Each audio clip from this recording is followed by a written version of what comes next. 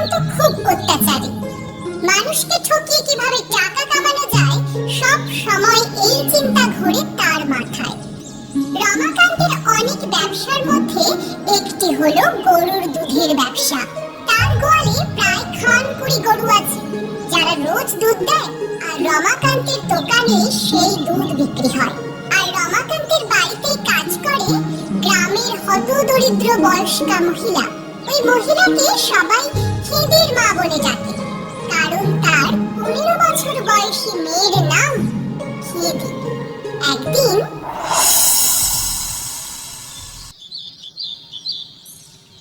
প্রণাম জানাই জমিদার মশাই। ঠিকঠাক কাজ হচ্ছে তো? কাজে ফাঁকি দিলে কিন্তু 100 বেতের ঘা। কি আর জানি না, কিন্তু ওই 4 মাসের বেতন বাকি আছে, ওটা দিয়ে দিলে। আরে হবে হবে, তোমাদের মতন গরিবদের নিয়ে এটাই সমস্যা, শুধু টাকা আর টাকা। আগে মন দিয়ে কাজ করো দেখি।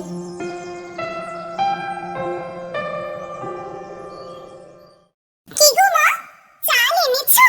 টাকা পেলে তবে তো আনবো রে মা। সে কি আজও টাকা দেয়নি?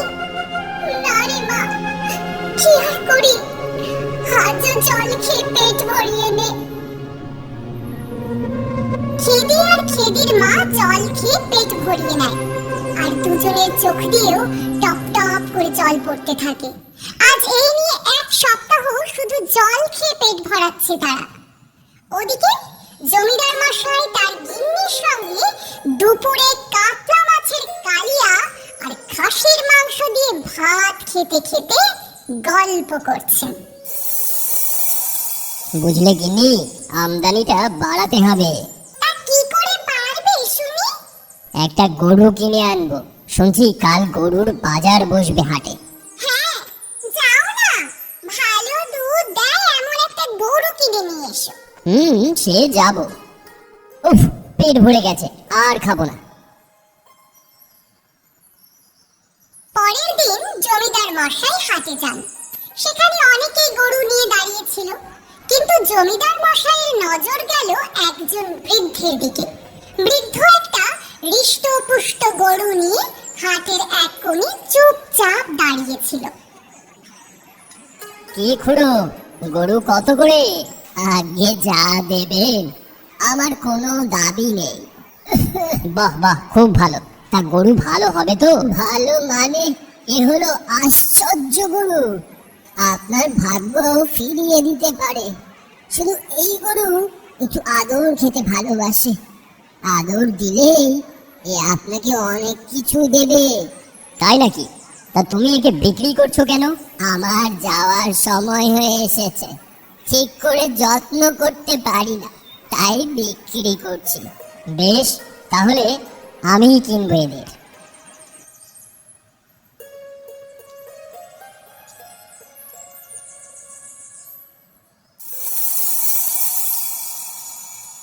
মা, আজ কিন্তু যা হোক করে বেতন এনো, না হলে কিন্তু আমরা না খেতে পেয়ে মরবো।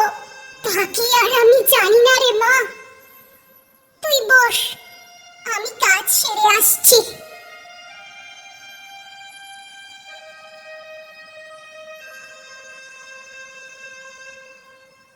জমিদার বাবু, বেতনটা আজ দিয়ে দিলে খুব ভালো হতো।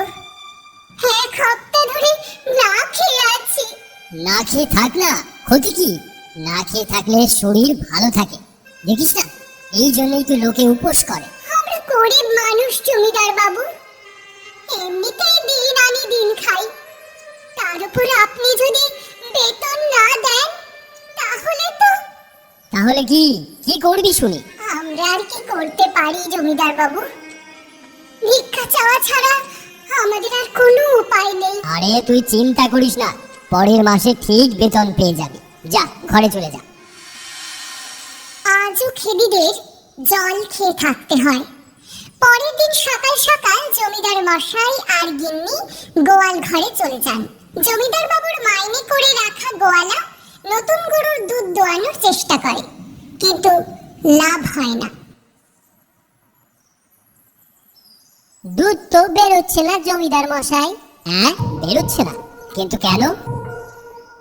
গরু তো অসুস্থ জমিদার মশাই, গায়ে জ্বর, মনে হয় অনেক বয়স্ক গরু, বেশি দিন বাঁচবে না। হ্যাঁ, সে কি? তোমাকে ওই বুড়ো জন্মের ঠকান ঠকিয়ে দিয়েছে। তাই তো দেখছি, জমিদারকে ঠকানো, বেটাকে সামনে পেলে না। এই গরুর থেকে দুধ পেতে গেলে ডাক্তার দেখাতে হবে, ওষুধ খাওয়াতে হবে, সে তো খরচার ব্যাপার। না না, ও সব করা যাবে না। তাহলে এই গরুটার হবেটা কি? এই আমার মাথায় একটা বুদ্ধি এসেছে। গরুকে ডাক্তারও দেখাতে হবে না, আবার খেদির মাকে মাইনেও দিতে হবে না। দুদিকেই লাভ। আমি খেদির মাকে গরু দুটো দিয়ে দেব মাইনের বদলে। এবার গরু নিয়ে ভোগ্যা।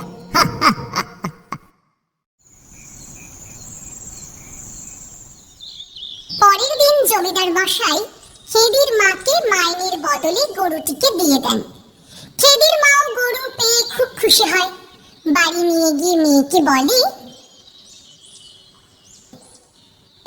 এই দেখ খেদি, জমিদার বাবু আমাকে তার গরু দিয়েছেন। এবার আমাদের ভাগ্য ফিরে যাবে রে।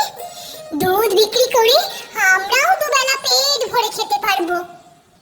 তাই তো মা, কিন্তু গরুটা আমার ঝিমিয়ে আছে কেন? আহারে, মনে হয় ঠিক করে খেতে পাইনি। আমি এক্ষুনি ঘাস কেটে আনছি।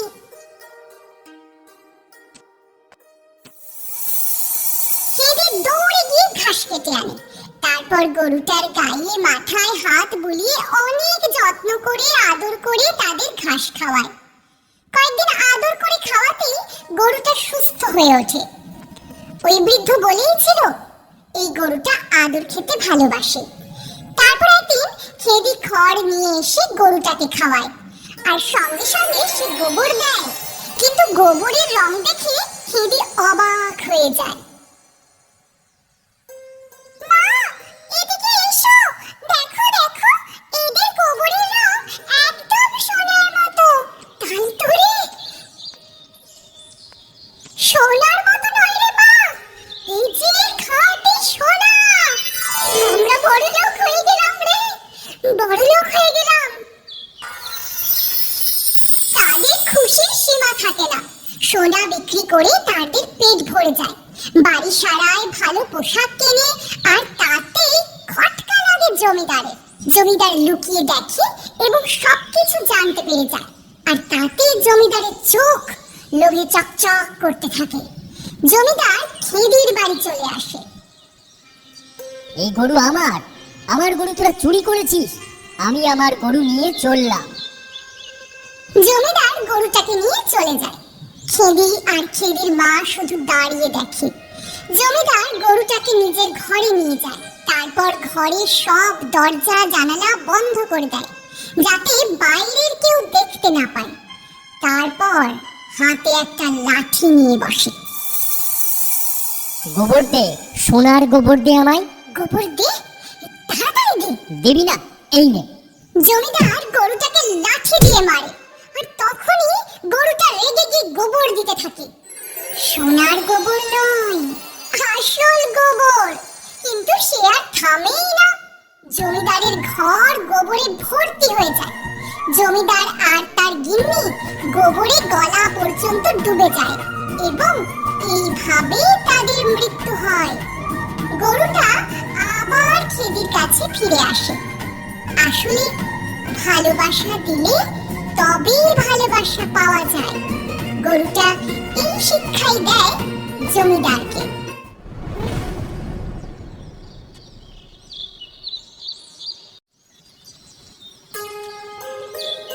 আহ, কি সুন্দর সকাল। গত রাতে খুব ঝড় বৃষ্টি হওয়ায় আবহাওয়া অনেকটা ঠান্ডা হয়েছে। যাই, বাড়ির পেছনের বাগানে যাই। সেখানে শীর্ষাপাতি আমের গাছের নিচে নিশ্চয়ই অনেক আম পড়ে আছে। আজ আমার নাতনি বুনবুন আসবে, ওর খুব পছন্দের আম। যাই, কুড়িয়ে নিয়ে যাই।